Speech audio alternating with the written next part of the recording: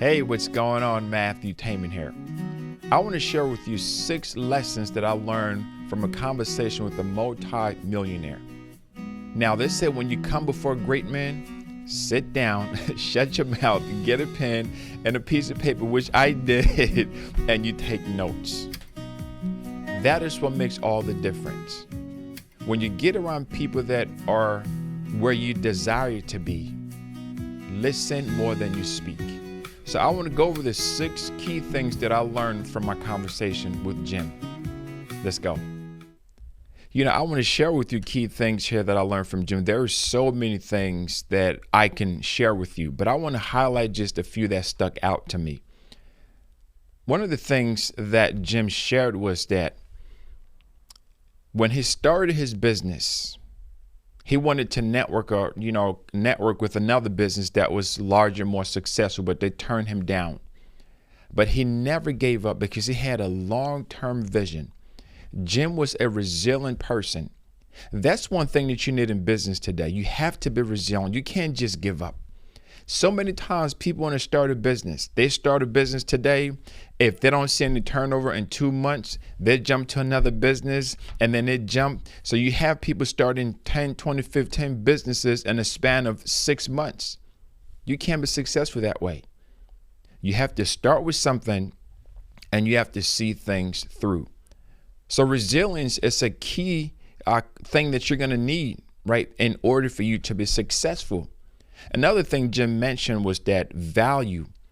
When you want to be successful, you have to make sure that you are giving people value. Don't just get in business just to make money, right? Because when you don't make the money that you're looking to make, your passion is going to go down, your interest goes down, and you try something else, and it shows. So make sure that you're offering value, because that is what is going to not just attract people to you, but that is what's going to keep them. Another thing Jim did was he researched. When you want to start a business, do your research. Don't just jump to a business because so-and-so said it's a lucrative business. So-and-so said you can make a lot of money. Do your research, do your due diligence. I talk about this a lot when I'm talking with other entrepreneurs and small businesses. And one of the things that you have to pay attention to is do your due diligence, do your research. Another key thing Jim mentioned was, be involved in your business. Be involved with your customers. Get to know your customers, because people can tell when you genuinely care about them. People can tell if you're interested in them or if you're just doing it just for the money. Now, one of the reasons why Jim's business grew from, he thought it was going to have just about 100 people to over 5,000 is because he is involved with the people. Do you know that he gave his personal email and phone number to all the franchisees, over 5,000 people? He wants them to reach out to him, to contact him, to know what's going on if they have any questions, and that is something too that I gleaned from that is get connected with the customers that you're serving. Let them know, listen, it's business, but I care about your well-being. And early on till we talked about mental health, let people know that you care, show them that you care. Another thing too is Jim made some improvements.